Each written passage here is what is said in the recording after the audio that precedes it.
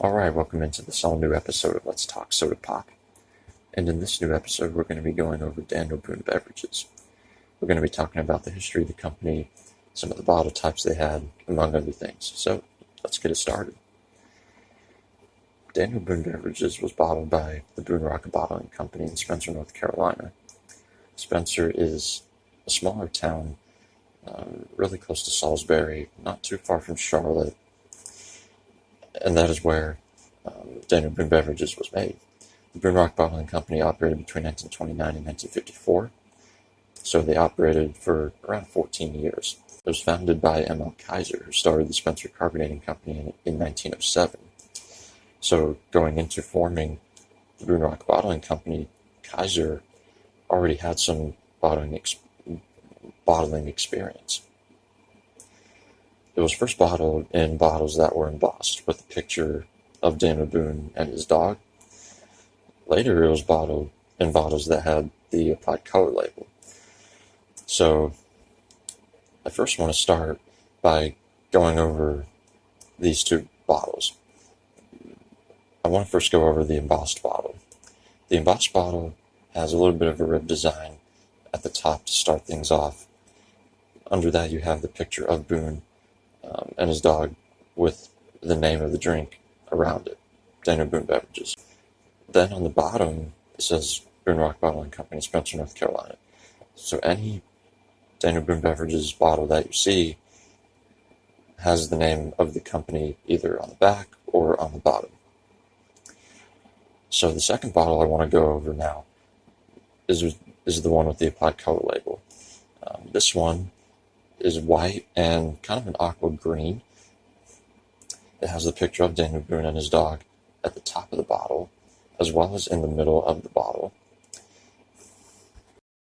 And under the picture of Boone, it says pure and delicious. Now, these ACL bottles had more than one look. They had this look with the aqua and white color combination, but they also had a red and white color combination. So there were a couple different looks with these ACL bottles. Now, in the 1940s, they made the switch to the applied color label for better shelf visibility. And that's a good point, because when you're seeing embossed bottles, especially from a distance in a store or whatever, you can't really see as well. You can't read what these bottles say as well. So you can read a lot better with the applied color label because it stands out more. Now, the Boone Rock Bottling Company didn't just bottle Daniel Boone Beverages, they also bottled Daniel Boone Ginger Ale.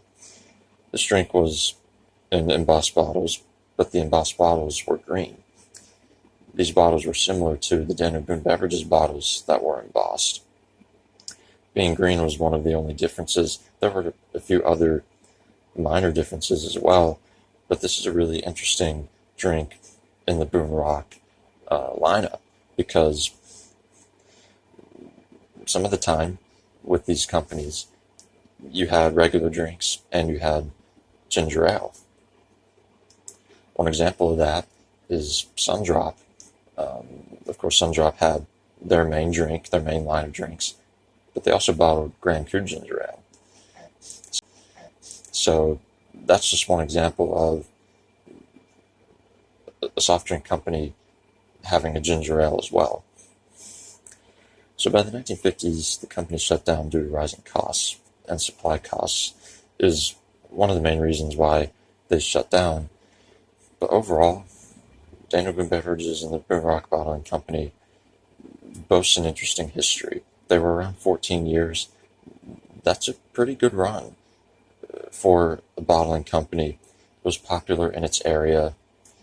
If it wasn't popular in its area, I don't think it would have been around for almost 15 years. So if you're a collector looking for Daniel Boone Beverages bottles, you have a couple of options. You have the embossed bottle and you have the applied color label bottle. So that is the history on Daniel Boone Beverages and the Boone Rock Bottling Company. Thank you for listening to this episode of Let's Talk Soda Pop. And in our next episode, we will be talking about Dream Soda. So stay tuned for that.